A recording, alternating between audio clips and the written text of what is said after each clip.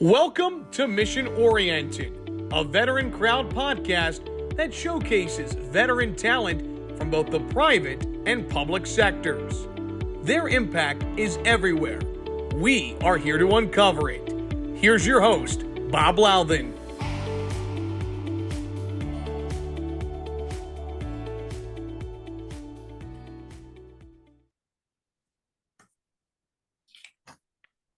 Okay, welcome everybody. My guest is Major General Gregg Martin, retired U.S. Army General. Are you ready for the lightning round on the VeteranCrowd Network? Bob. Okay, here we go. Here's your first question. You are a combat engineer in the United States Army. I'm not going to say I'm biased, but you know, the greatest branch of all. But you have to choose a different branch of the service in a new MOS. What is it? I would choose Special Forces Green Beret. Special Forces Green Beret. Okay. All right. Second question. What do you think is the biggest life lesson that you gained from your time in the military? Taking good care of our people, doing everything you can possibly do to take care of them, not only as soldiers and in their, tactical military mission, but as people with their problems, their challenges, be it getting their promotion, getting their pay squared away, helping them with medical issues, helping take care of families. So bottom line, taking care of people. Okay. Third and final question. What is a skill or hobby that you have that a lot of people don't know about? Dancing. Since we moved to Cocoa Beach 7 years ago, I got into a terrific, fun group of people who love to dance. And so I dance 2 or 3 times a week with them, and it is a lot of fun, happy, energized, positive people. So that's it. Is a quick question and follow up. What's your best dance move? We've got choreography to a whole bunch of different songs. And I think the one that I do best is the dance to Dancing Queen by ABBA. Man. A close second is Dance Monkey. And a close third is Cheap Thrills by Sia. All right. Well, this brings new meaning to Dancing with the Stars with Major General Gregg Martin. Thank you for being on the lightning round on the VeteranCrowd Network. You're welcome, and thank you very much for inviting me to be on.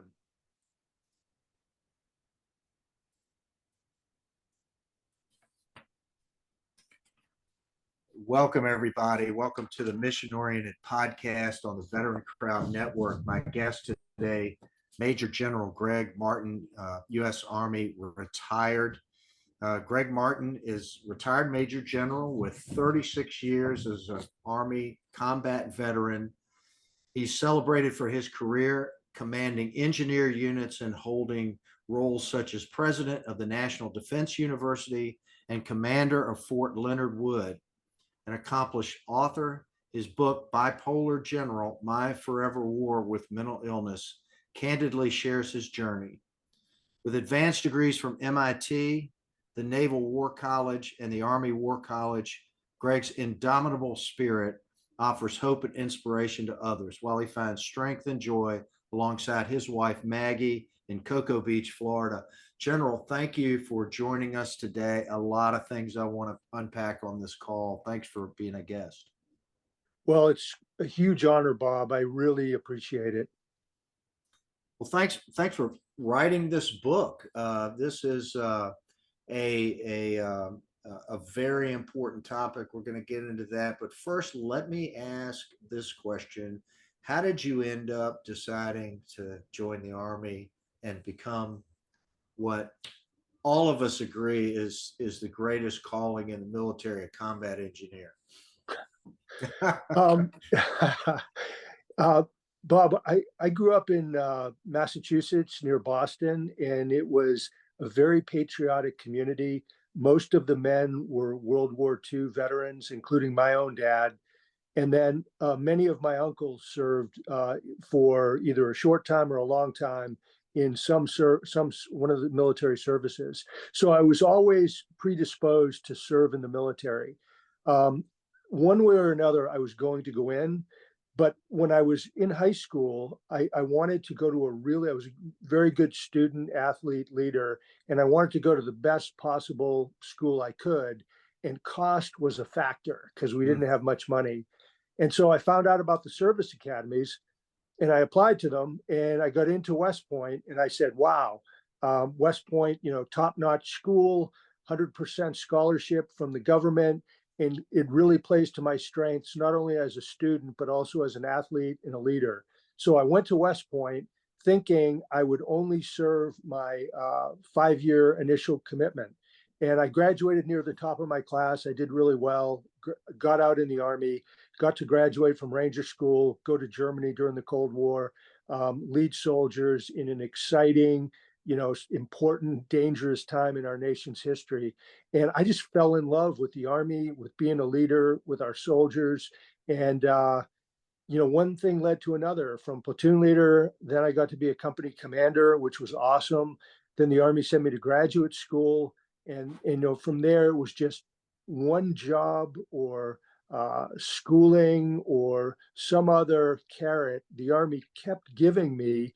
And before you knew it, I was getting promoted up the ranks and had 35 years in service. A quick question: where did your father serve during World War II? He was in the Pacific and he was in the Philippines during the buildup for the invasion of Japan. And then we, dropped the bomb and, essentially the war ended at that point.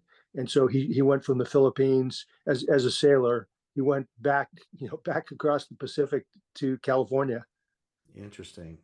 So, you come out of the Army and now writing a book, but obviously, your discussion about bipolar disorder and so forth, it strikes a chord with me. As I mentioned to you before, the program, we have a son with challenges ourselves, and so I want to talk, today, spend some time talking about, mental illness. The military is not immune to this.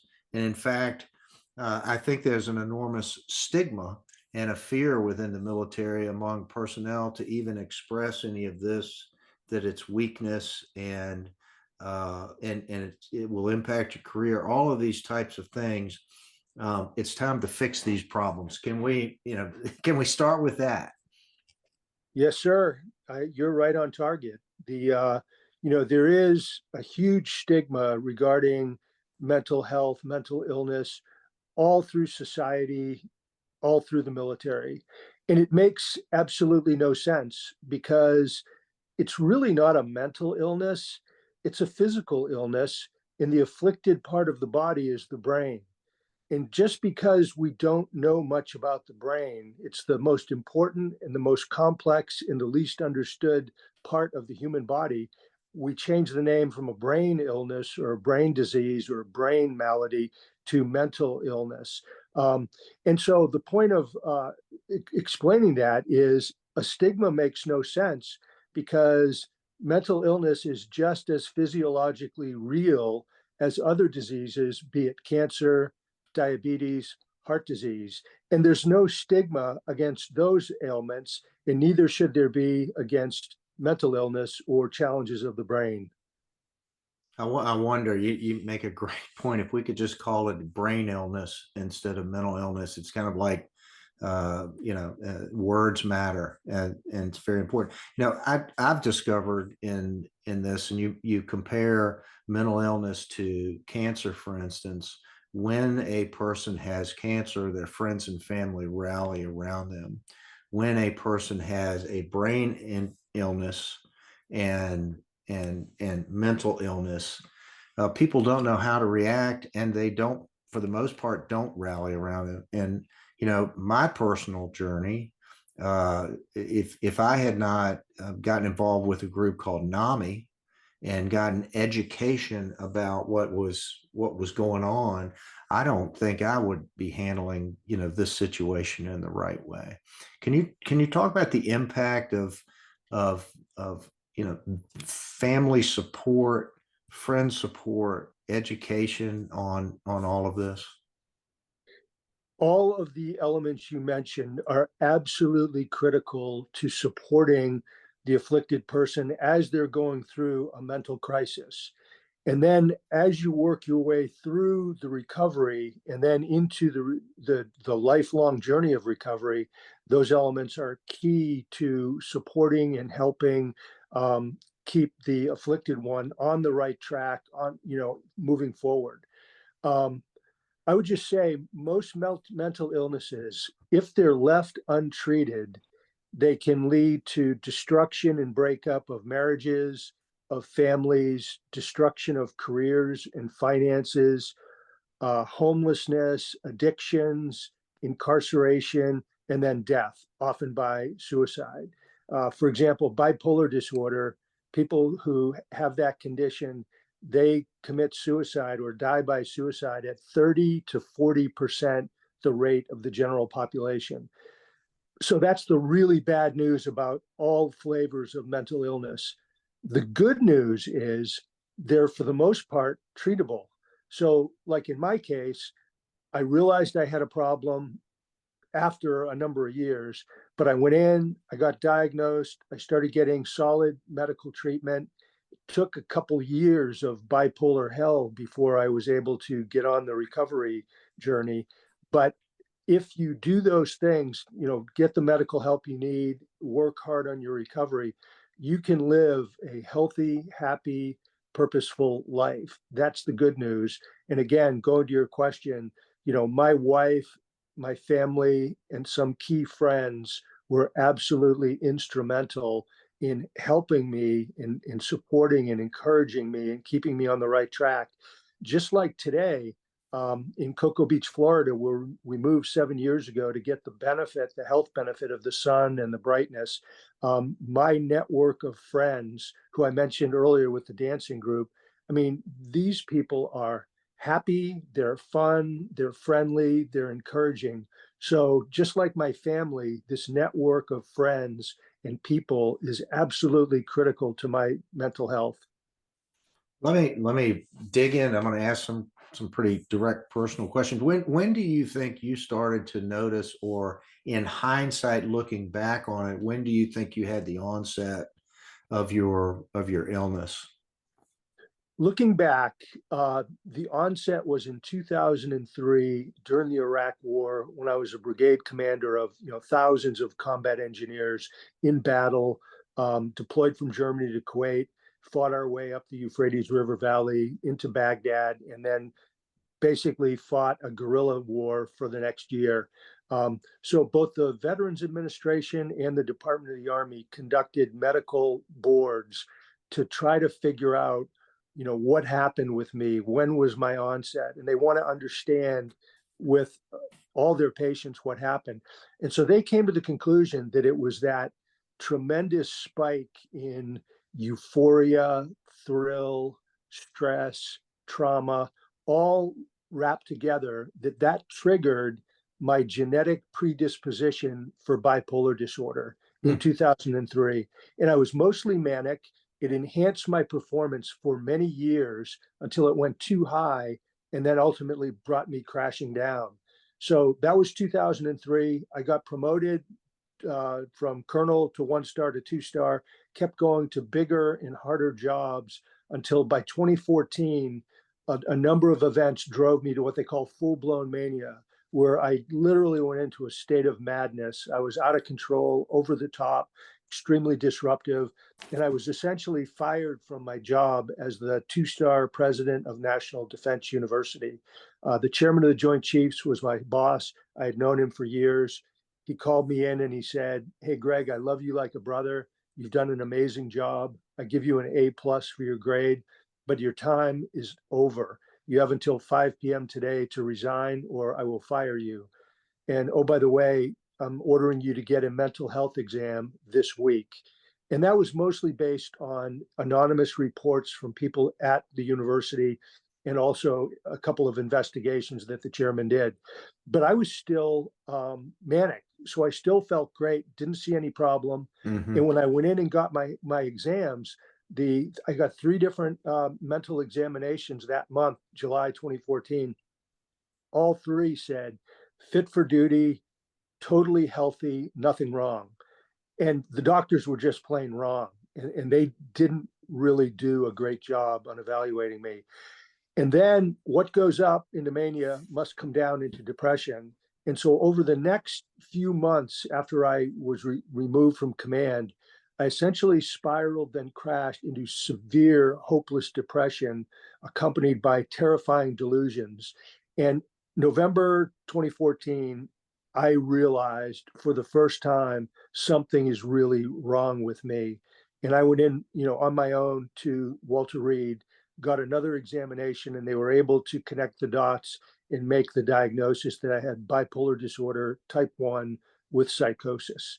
And so that diagnosis was really the beginning of my journey to recovery, even though from that point I went through 2 years of bipolar hell. That really was the start of something good.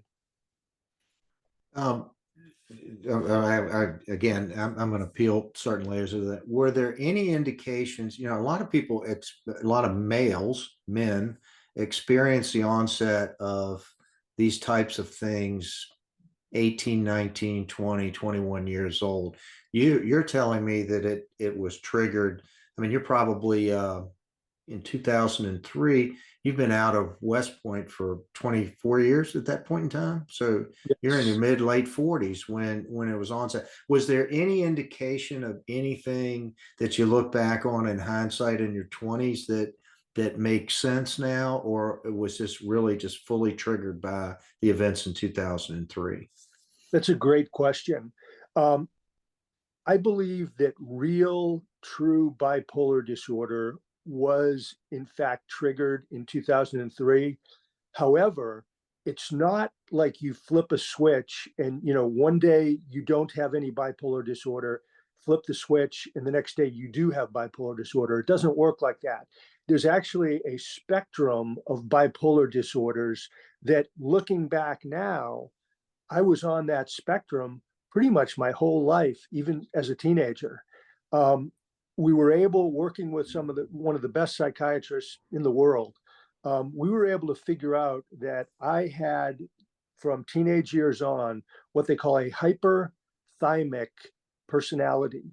And what a hyperthymic personality is, it's a mood type. It's not a mental illness, but it's a near continuous state of mild mania, meaning that the brain is producing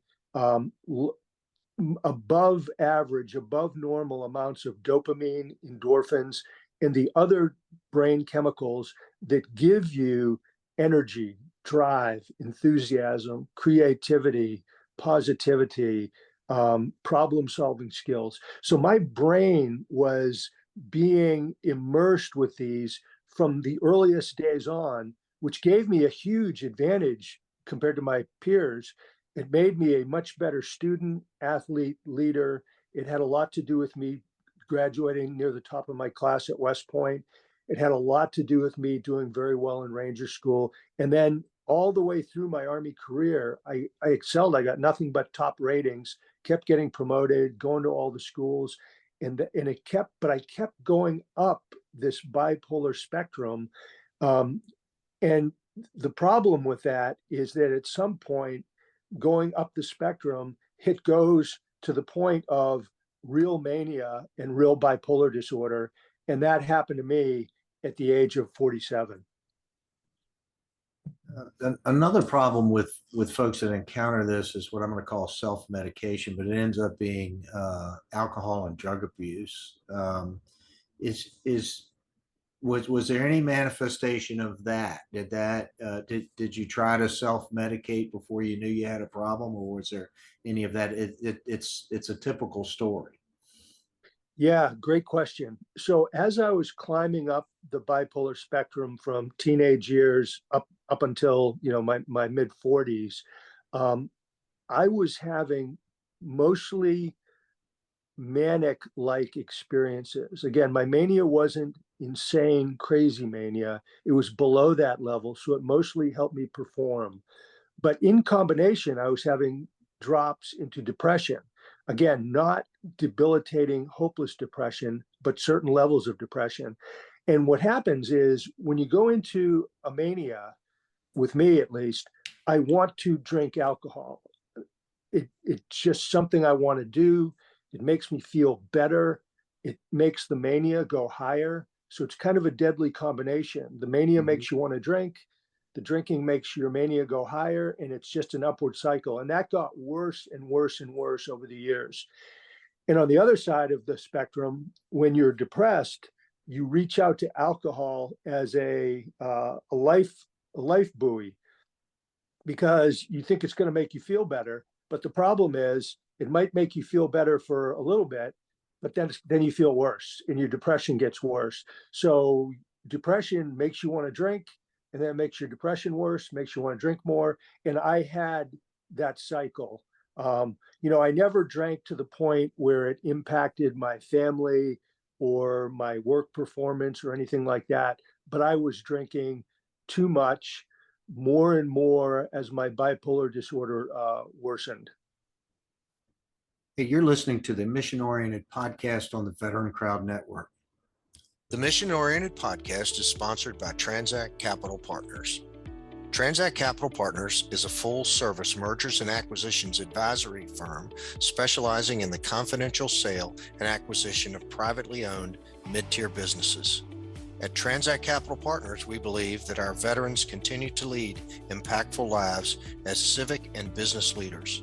Their leadership and management skills, hardened in the crucible of the military, are key drivers of success.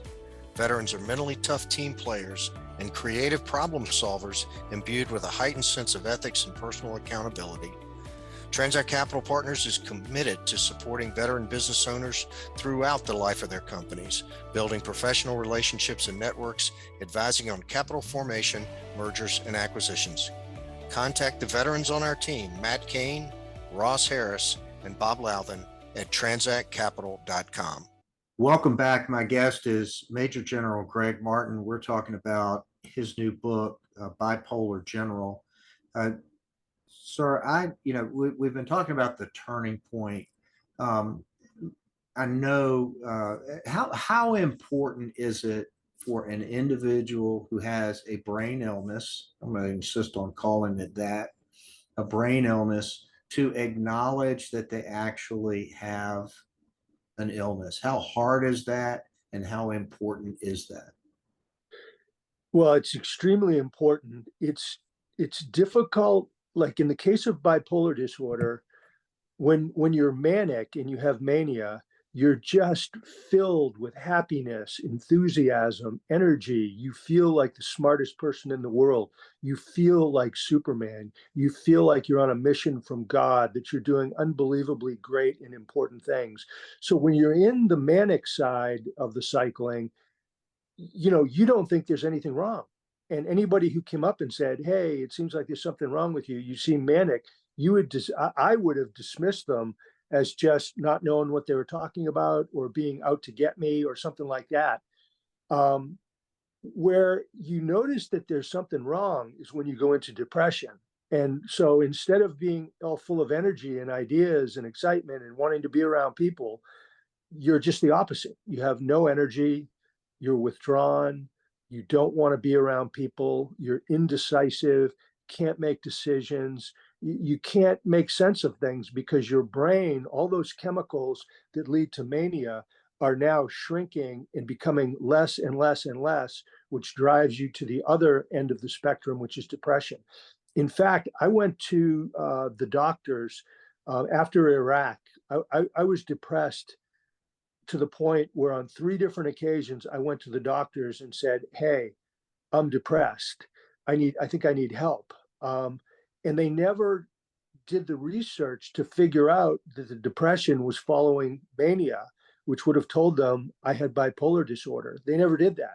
They said, oh no, you're fine. One time they said you have a sleeping disorder. But I wasn't fine. I was sick. I had bipolar disorder, And the doctors just didn't do a good job in trying to figure it out. And granted, bipolar disorder is difficult to detect and diagnose, especially among high performers, because basically my high performance in making general officer and having all these big jobs, that masked or hid the underlying reality of my bipolar disorder. So I really didn't know that I had anything wrong with me, and I didn't go in for help. And there was no reason for me to go for help because I thought I was fine, and the doctors told me I was fine until I crashed into that horrible depression in November of 2014. And when I did go in and they diagnosed me correctly, I was happy because I thanked the doctor. I gave the doctor a big hug and said, "Thank you. Now I know what's wrong with me, and we can begin to take the steps to make me healthy again. So thank you." I think the brain goes to great lengths to convince you that you're not sick when Yes. you're suffering from something like this. It's a strange dynamic, but I think it's an inherent characteristic of this illness that that the person doesn't believe that they have a problem. Everyone else around you can recognize it. It also has a great impact on family. Can we talk a little bit about, and this is getting pretty personal, but I imagine you touched on this in your book. The impact that it has on families, close loved ones can be significant. What's that part of the story for you? Um, Terrific question. At the end of my book, I've got an appendix, which is all about the family perspective. So my wife and three sons and a couple of others wrote in their own words their experience with my bipolar disorder, how it affected them, how it affected the family. I think it was really shocking to our three sons, two of whom live with bipolar disorder, because I had always been, the Iron Man, succeeding at everything I did. And then to suddenly in 2014 to see me basically fired from my biggest job and essentially go into a state of madness, that really rocked their world. And, they didn't quite know what to make of that. I mean, a number of them say, "Hey, you graduated, near the top at West Point, Ranger School. You ran 7 marathons under 3 hours.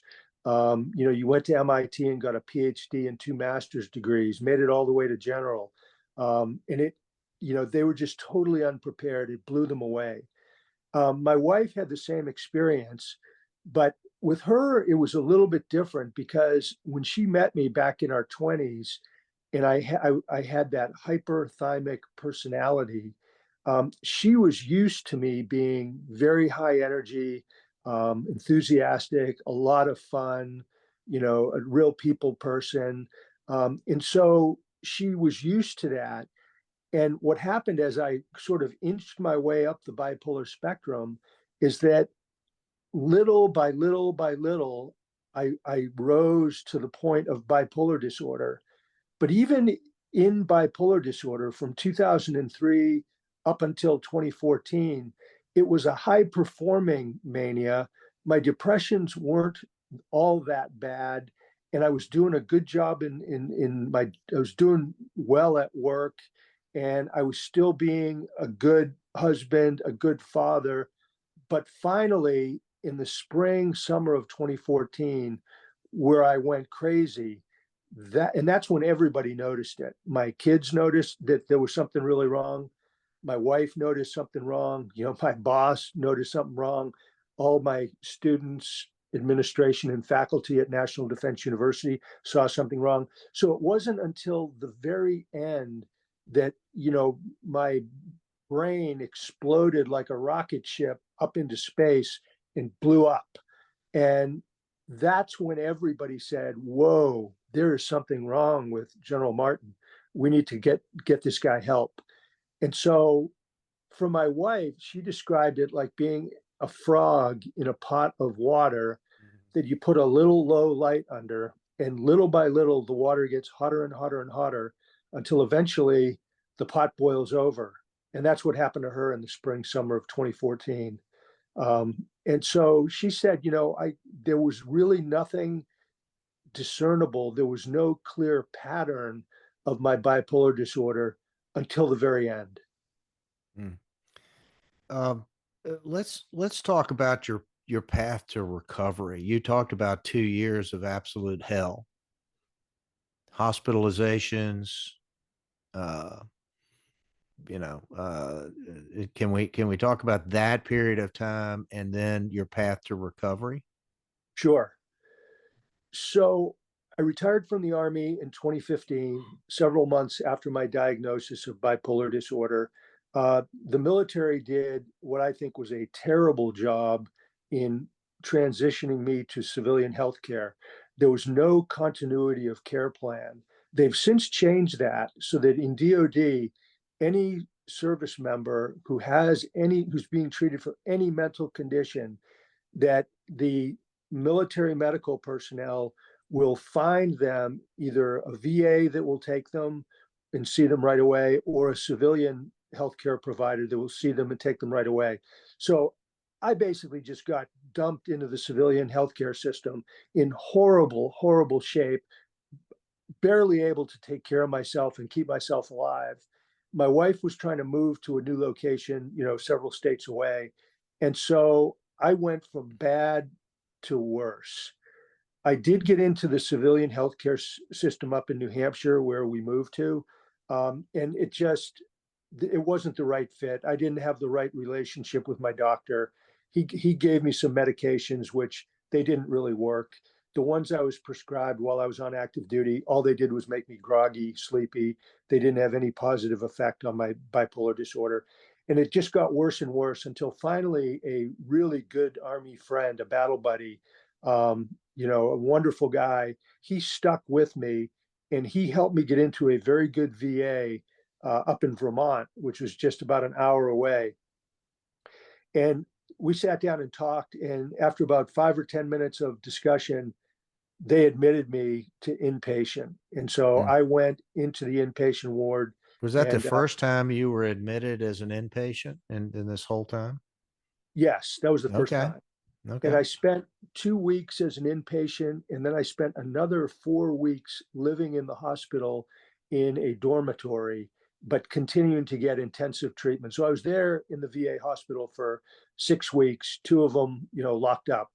The VA experience was very positive. They did I think, a very good job, but they didn't break the bipolar disorder. They didn't break the depression, even though I was getting electric convulsive therapy, taking different medications, getting all kinds of verbal therapy.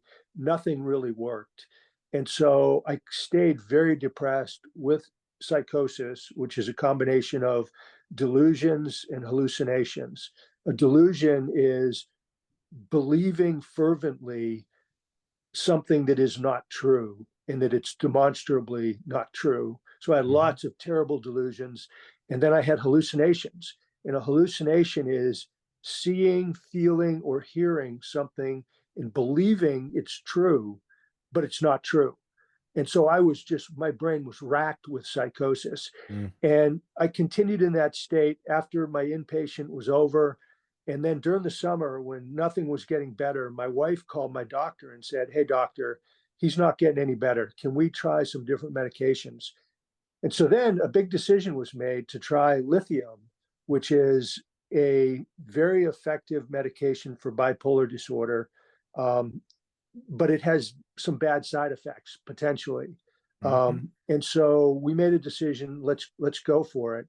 And within 3 days of taking lithium, my depression lifted, it went away.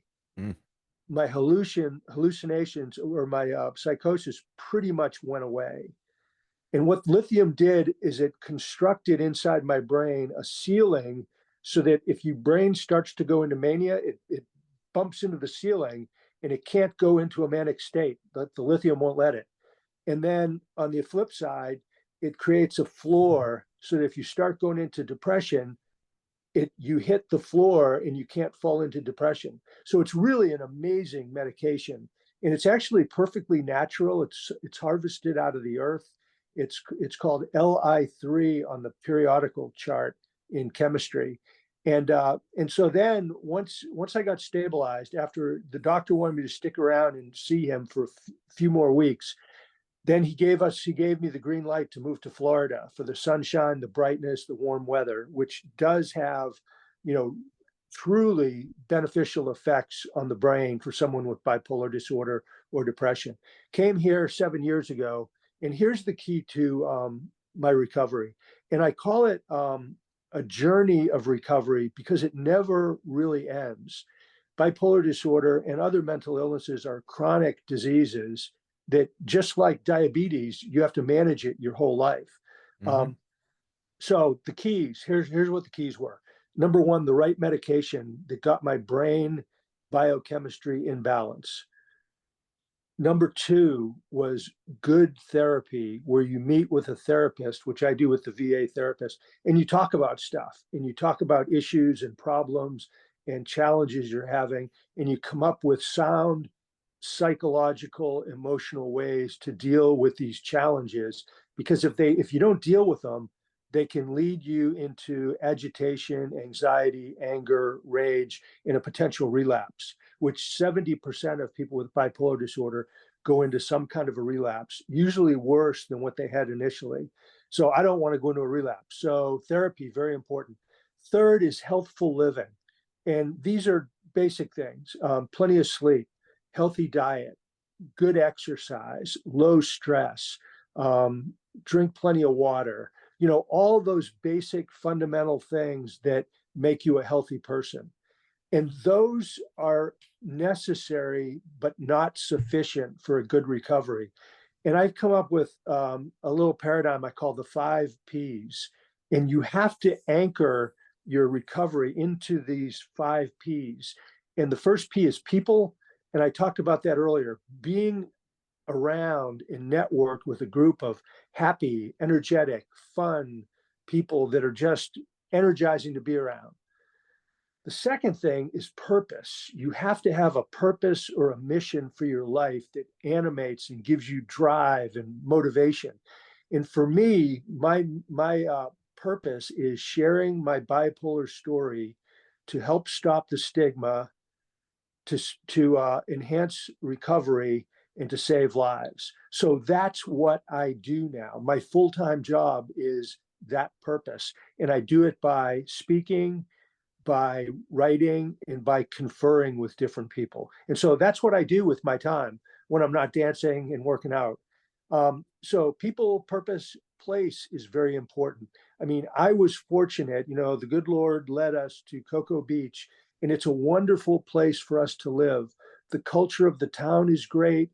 It's friendly, it's happy. You have the ocean, there's a good gym here, a lot of fun people. So place matters. Fourth is perseverance. And we know what that is from serving in the military, being, our military experience. There's no substitute for just willpower, gutting it out. When things get hard, which they will, when you have a setback, which you will, you have to get yourself back up, think about what you're trying to do, and keep moving forward. Never give up.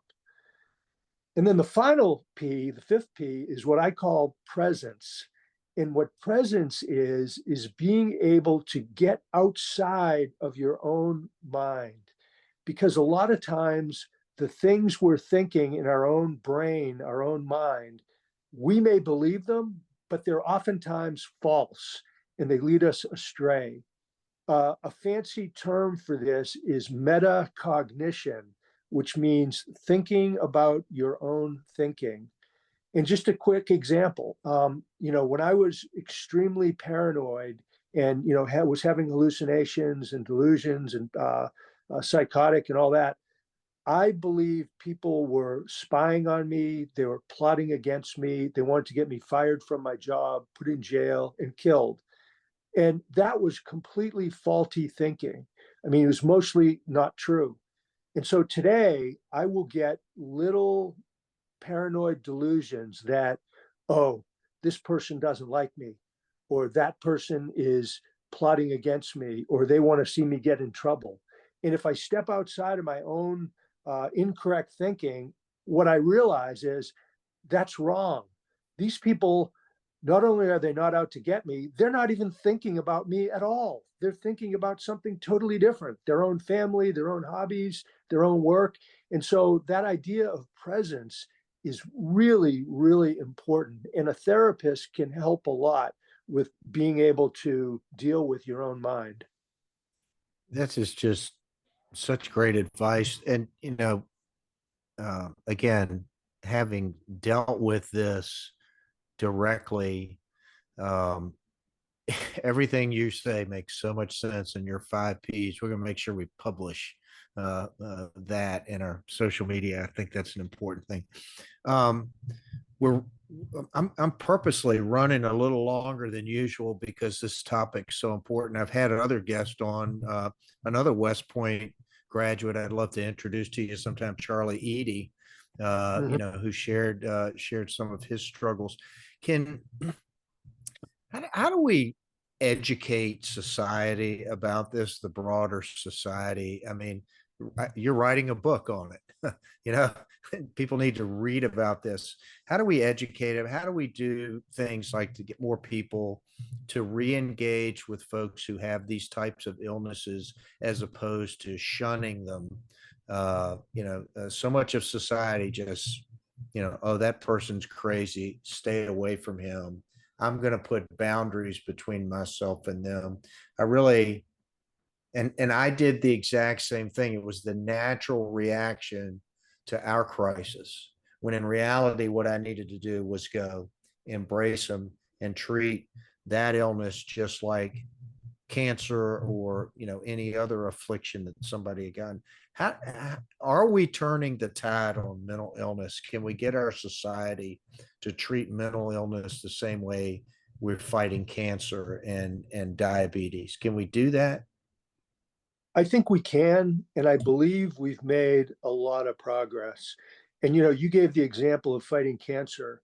50 years ago, back in the 1970s, women with breast cancer faced a horrible stigma. It was shameful, embarrassing. Nobody talked about it. They kept it in the closet. And Betty Ford came along, the first lady, and she got breast cancer, and she told the whole world. She said, "Hey, I have breast cancer. Here's the facts. Here's the situation. And here's what I'm doing about it." And look at what's happened over the last 50 years because she broke the ice. Now, breast cancer survivors and people fighting breast cancer, it's seen as a noble, heroic cause. On Breast Cancer Awareness Month, all the pro sports players, it's usually in the fall, the NFL players all wear pink shoes and pink ribbons and all kinds of things. And so women fighting breast cancer has gone from stigma to heroic cause over a period of 50 years. And I can see mental issues moving in the same direction, but slowly. So what do we do about it? How do we get after this? I think we've got some pretty good models. We all, from an early age, kids in school, they learn about physical fitness. They take gym classes. They learn about, the basics of health. And they also learn some of the basics of first aid. And so mental health should be considered equal to physical health. And as we talked about earlier, mental health really is physical health because we're talking about having a healthy brain. So first of all, you've got to put mental health on an equal footing as physical health. And then it should be taught in some fashion and to some degree, starting from grade school all the way up through high school. People should understand, what are the fundamental basics of different mental issues and mental health challenges? What are they?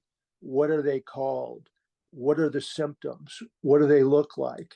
What do I do or say if I feel like someone in my family or in my school or a friend has these symptoms? What should I do? We should teach them what to do. And I believe that at almost every school, there's a mental health provider, a counselor, a therapist, someone who is school trained and experienced and expert in that field. So I think it needs to go all the way down to the youngest levels, because we're seeing mental illness and mental health challenges at a very young age, going all the way down to elementary school. And then in the military, we should have service members who have come up through a system that has already taught them some of the basics, and then we should teach them more. And we should have, because I had bipolar disorder, and if people had known what bipolar disorder was and what the common symptoms are, they would have been able to tell General Martin has bipolar disorder and got me moved into the help lane much quicker than what happened. But nobody knew because they weren't trained, they weren't educated. And then we need a battle buddy system where they call it peer support in, like, the civilian world. But, you need to have a person that is your battle buddy that you can tell anything to, no matter how, controversial, and the person won't get mad at you. They're going to take what you say and, move forward with it. And if somebody has a mental issues in the military and the civilian world, there needs to be mental health providers down at a low level. I'm told that now in the Army, for example, there are mental health providers down at the battalion level, which is, that's pretty good. I mean, to have somebody you can go to with a mental health problem all the way down at battalion level. Like, I remember when we were coming up through the ranks as combat engineers, you had to go all the way up to some big hospital before you could even talk to somebody about this kind of stuff. So that's what I think the military needs to do, and then take the stigma away, the shame, by, if people go in and they get help for an issue, but they can continue to serve, there shouldn't be any harm to their career or their promotion status or their security clearance. Interestingly, big companies, corporations, Fortune 500 companies, which I've had the chance to speak to about a half a dozen of them now, they all have mental health programs. They teach it. I think they really try to live it. And I think the big corporations, at least the ones I've dealt with, are doing a pretty good job on this. So it takes awareness, takes normalizing the conversation, and then to actually put this training into practice if a problem is seen. General, I'm just going to make a kind of call out to folks and say, it's time for everyone as adults to get educated about brain illness, about mental illness. A friend of yours is suffering in silence because you don't know what to do. And you need to treat families and friends and in the same manner as you would treat and come rally around them if they had cancer or, some other illness. It's time. I'm calling you out. I'm telling you, you have a responsibility to do this. You're absolutely right, General. This is an illness. It needs to be treated like an illness and not like some kind of character flaw, which which is the way it's treated now. There's a lot of evidence that it's hereditary, that it runs in families. This is a major problem. It's tearing families apart, and it's time for people to rally together. I cannot thank you enough for being on the program. I thank you for writing the book. Tell everybody how they can get the book. And I'm assuming you're going to be on some tours promoting it. Where can they find the book, and how can they learn more about your book, The Bipolar General: My Forever War with Mental Illness? Well, thank you. The book really is a memoir that tells the story of my life, and then the Army, and then my mental health, the success and the service and all that, and then my mental health crisis that I went through really for a number of years, and then my recovery, and then creating a new life. So hopefully this book will give hope, inspiration, and knowledge on how to deal with mental health conditions, mental illness. And it's people who have read it have said that it's an awesome book. General Stan McChrystal, for example, wrote an endorsement, and he said, this book is at once, it's terrifying, it's educational, and it's inspirational. And H.R. McMaster and David Petraeus and others have said similar things. So I think it's really a high quality book that offers a lot to anybody who reads it. In fact, going back to your last point, Bob, mental illness is so common. The estimates are that 20% of the world population are afflicted with mental illness. So 20%. And the other 80% are affected by mental illness by virtue of being family, friend, work colleague.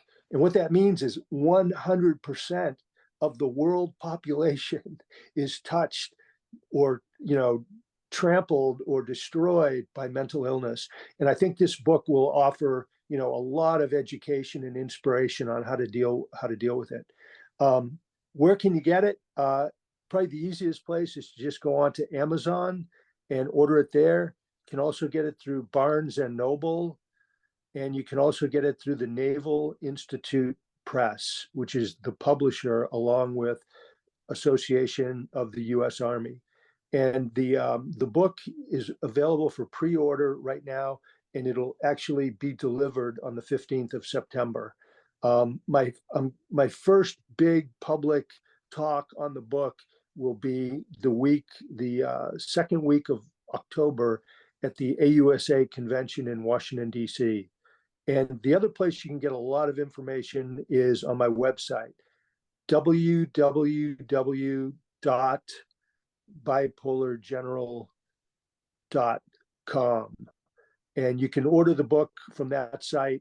And the other thing is I've published over 20 articles that talk about everything we've discussed today. And I've given, dozens of talks, interviews, podcasts. So if you go to the website, there's an absolute wealth of information. General, thank you so much for shedding light on this subject. I dream of a day where the stigma will be on the people that don't do anything about mental health. That would be, a great day to really flip the table on all this. So Major General Gregg Martin, U.S. Army, retired, West Point grad, and author of Bipolar General, My Forever War with Mental Illness. Thank you so much, sir, for being on the program. I'll throw out essays, and also I'll throw out a Bravo Zulu to you for your performance today. Thanks so much for being on the Mission Oriented podcast. And that's a wrap. Thank you, Bob. Thank you for listening to Mission Oriented. Make sure to hit the subscribe button and you won't miss an episode. To learn more about Mission Oriented and the Veteran Crowd Network, visit us at www.veterancrowdnetwork.com.